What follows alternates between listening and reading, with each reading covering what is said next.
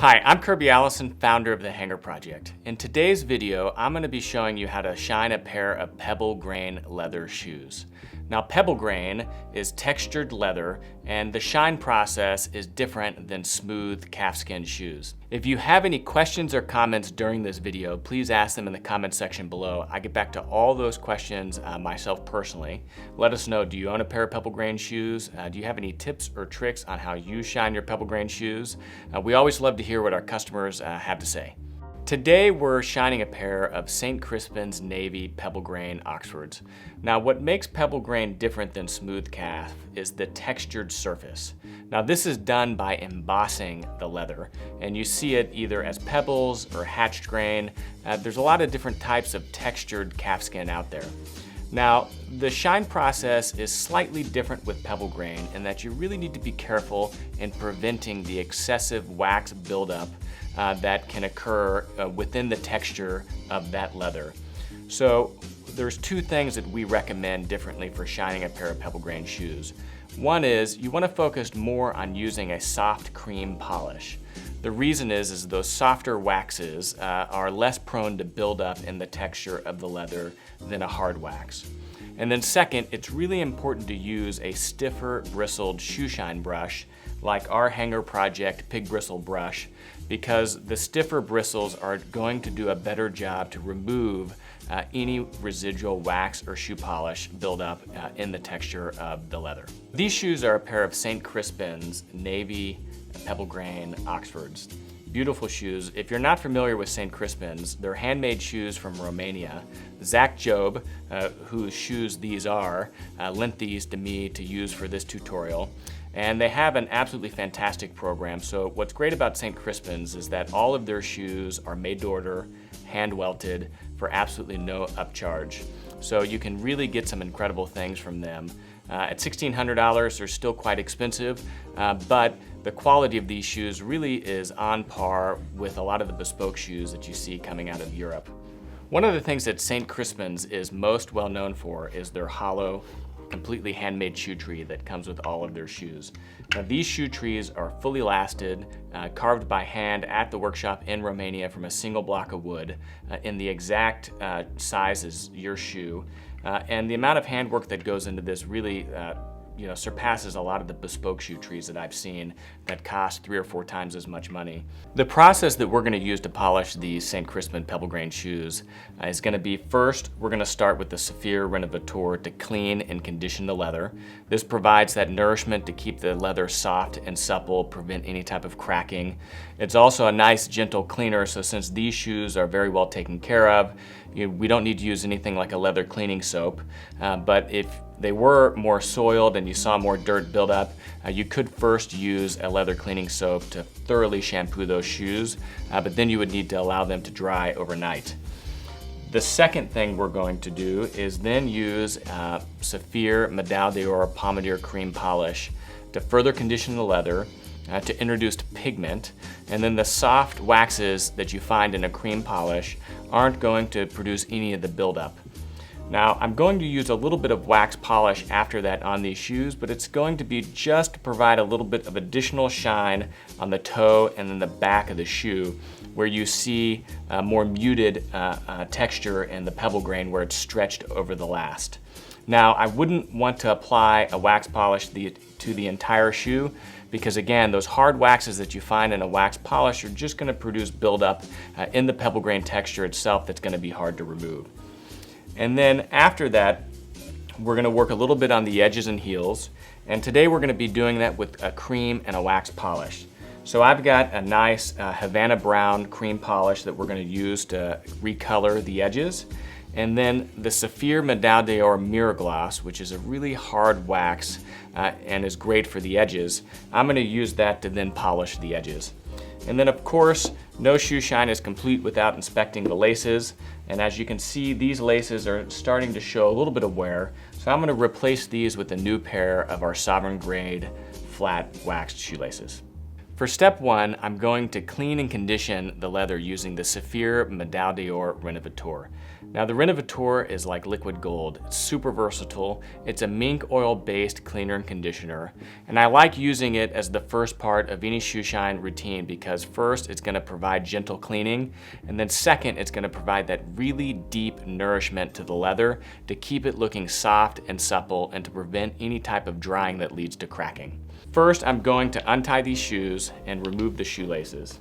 Now, I don't always do this with every single Shoeshine because honestly, removing the laces every single time you shine a pair of shoes can lead to unnecessary strain on the eyelids. But since I know I'm going to already be replacing these shoelaces at the end, it's a good opportunity to remove them in the beginning. Now these laces are a lot easier to pull through these shoes because the tongue is not sewn into the upper. On some bespoke shoes and even on some ready-to-wear shoes, you find that if this tongue is sewn into the upper, it's really difficult to get into the vamp to actually remove those laces. And in that case, I really find that removing the laces every single time you shine your shoes is really extremely unnecessary because you're producing a lot of wear on those eyelids. The shoelaces are now removed, and so next what I'm going to do is use the cotton chamois to apply the Saphir Renovateur. Now I prefer applying my cream polishes with the cotton chamois because one, I find that I'm able to better control the amount of product I'm applying, less is more, and then two, I'm able to better feel the leather as I'm massaging the cream polish into the shoe itself. So this is the Renovateur, and so I'm just applying a little bit on my cotton chamois, and then using circular motions and medium pressure, I'm going to massage it into the leather. Once you've massaged the Saphir Renovateur into the leather, set this shoe aside and allow it 3 to 5 minutes for that polish to fully dry. While one shoe is drying, you can move to the other shoe and start working on it. Now that the Saphir Renovateur has fully dried, I'm going to use a pig bristle Shoeshine brush to buff that polish off. Now with Pebble Grain especially, I really prefer using the stiffer bristle of a pig-haired brush. You can find these brushes on the Hanger Project. We have a new version of this brush that we just have made with a higher density pig bristle and a longer bristle length, and so it's the highest quality pig bristle brush that you'll find anywhere on the internet. So to buff this shoe polish off, you're just going to use light pressure and back to forth motions. And you're going to see that the waxes in the Saphir Renovateur will produce a nice soft shine.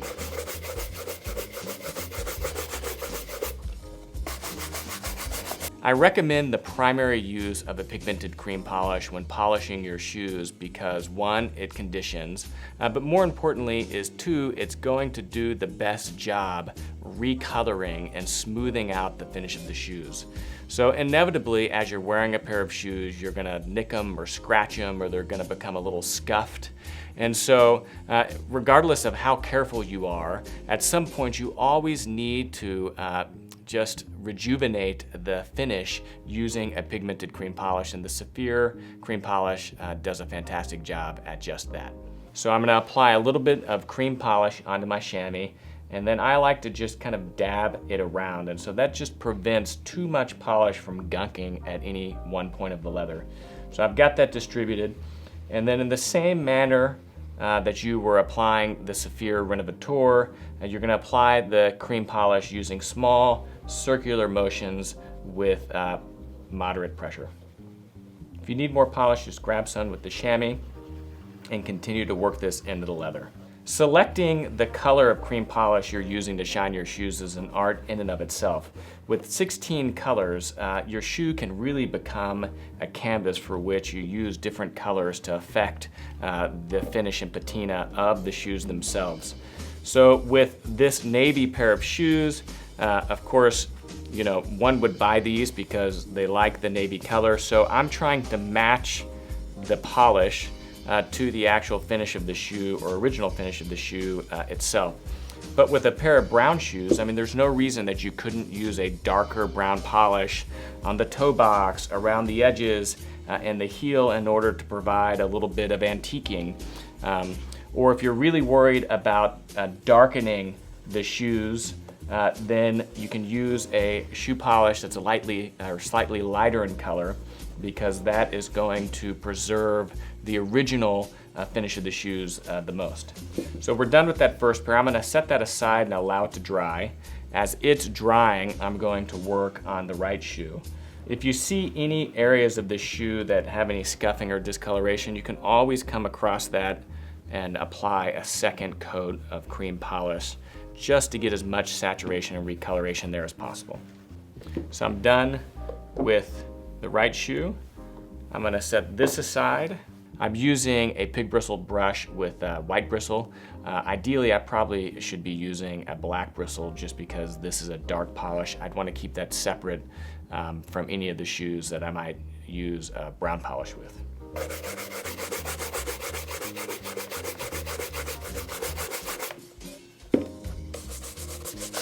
You can really see the quality of the Saphir Renovateur or Pommadier Cream Polish come out here. So after just one coat of the cream polish, we're already developing a beautiful soft patina here. So with a casual shoe like these Pebble Grains, this is as much of a shine as I would want across the shoe.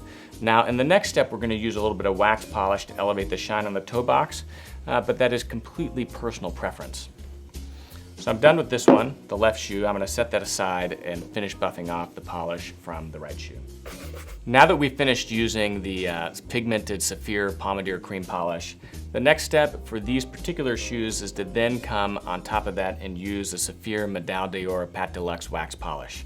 Now this is an optional step, but I think that these shoes would benefit from just a little bit of added shine here on the toe box and the back heel. Now, you can see that the pebble grain texture is muted across the toe box, just where they stretch the leather. So you still can apply a wax polish and produce a higher shine without having to worry about any type of noticeable residual polish within the texture of the pebble grain. The other thing is you never want to apply too much wax polish across the vamp, because again, the hard waxes and a wax polish, once they dry, will crack as that shoe bends. I'm going to begin by applying a liberal amount of polish with my cotton chamois. So I've got the wax polish on my chamois, and I'm just going to massage this into the leather using medium pressure and small circular motions. Now the first few coats of a wax polish is really meant to build up that foundation, so you can apply a little bit more generously than you would towards the end. So for more detail on building up a proper mirror shine on the toe box of a pair of leather dress shoes, take a look at our mirror shine video that we have on our YouTube channel. I go into much greater detail the technical process to do a proper mirror shine on a pair of shoes. But here though, what I'm doing is I'm applying that wax polish with my cotton chamois, massaging it into the leather. Now you really have to be patient during this process, but patience really pays off with an absolutely beautiful shine if you build it this way. Now as you're buffing this to a shine, again, a little bit more water.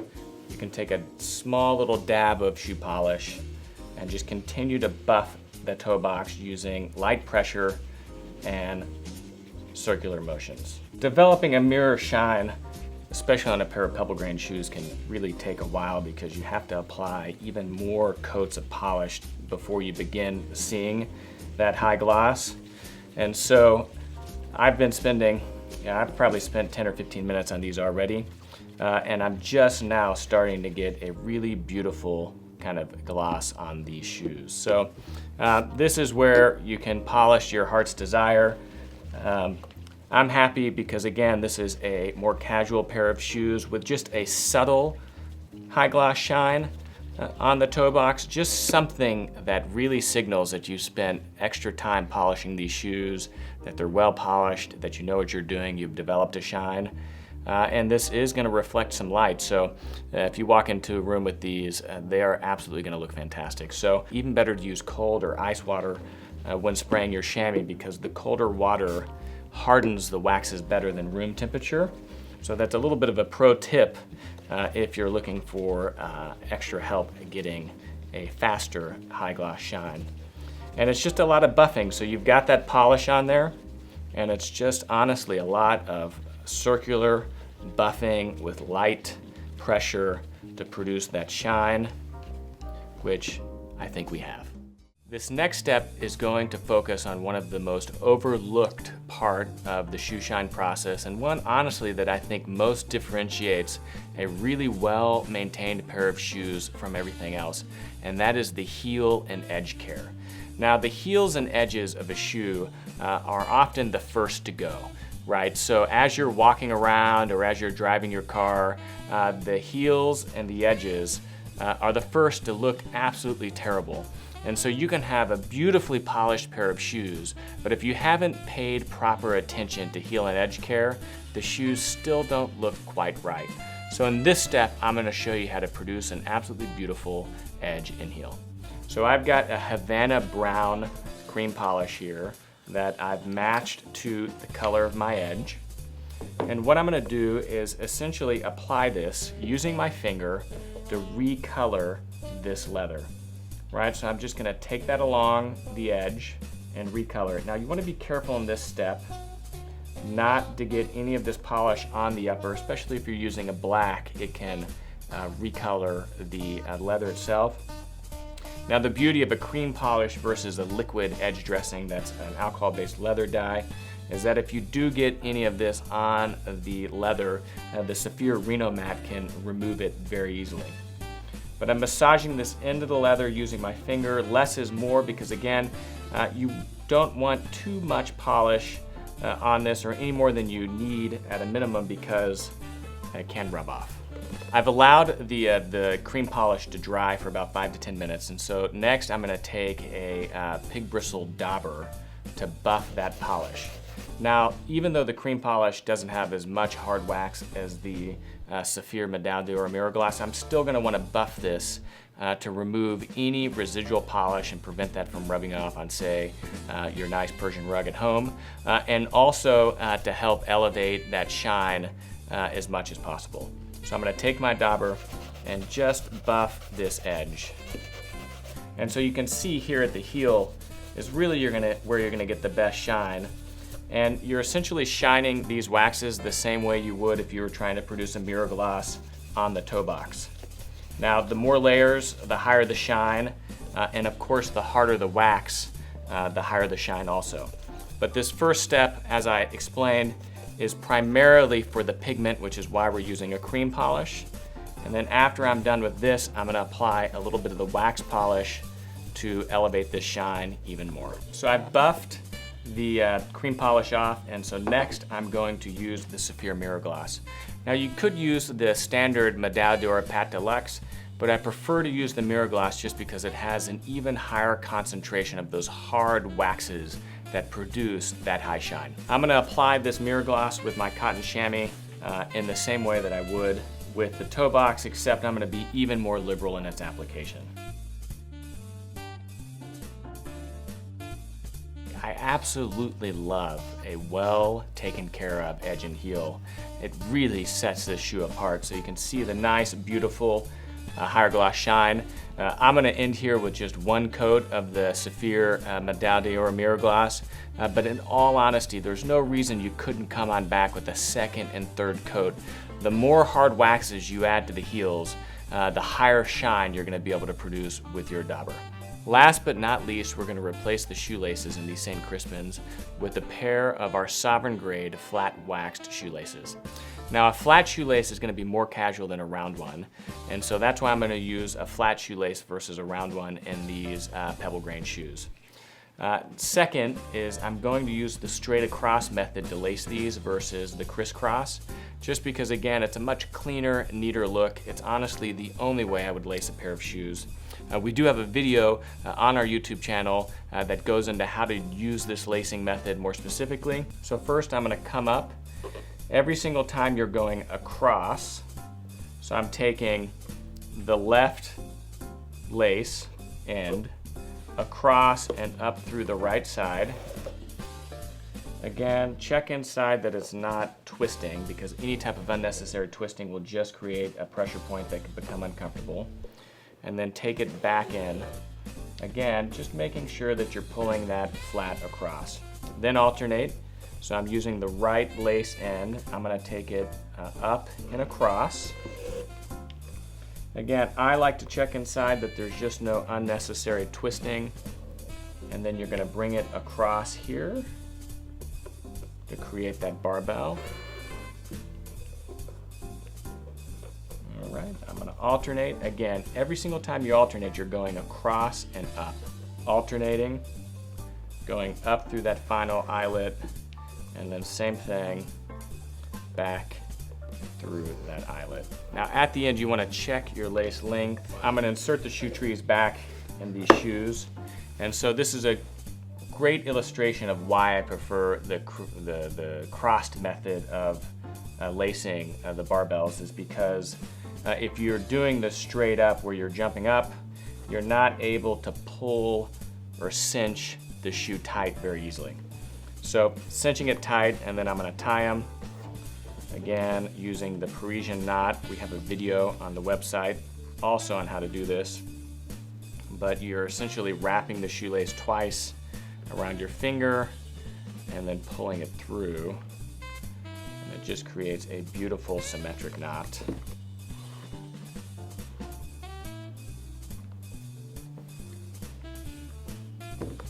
And there we are. One of the frequently asked questions we receive here at the Hanger Project is how to clean your pebble grain shoes without resulting in any type of buildup in the texture of the pebble grain. Then we absolutely recommend using something like the Saphir Leather Cleaning Soap with our Hanger Project Large Dauber to shampoo your shoes.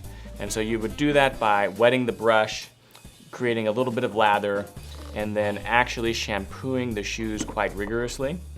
And then what I like to do is to take a wet rag and just clean off any type of residual shampoo that's left on the shoes from shampooing it. So anytime you're using the leather cleaning soap, you just want to rinse the shoes as well as possible to prevent any residual detergents from remaining in the leather. As you can see, the St. Crispin's Pebble Grain shoes have been completely renewed. They look absolutely beautiful, nice even finish, a higher gloss shine on the toe box, new shoelaces, so these shoes are definitely ready to go out and impress.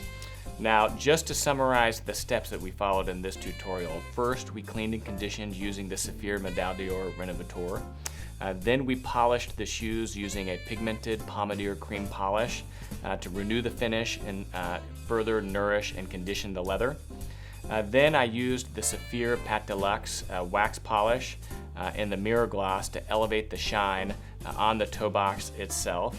And then we worked with the edge using the Saphir Pommadier Cream Polish to recolor and the Saphir Dior mirror gloss to shine these edges. And then last and not least, we replaced the laces using a pair of our sovereign grade flat wax shoelaces. If you have any questions, please ask them in the comments section below. I get back to all questions myself.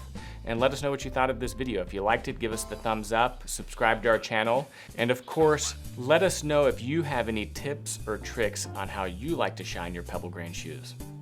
I'm Kirby Allison, founder of the Hanger Project, and thanks for joining us.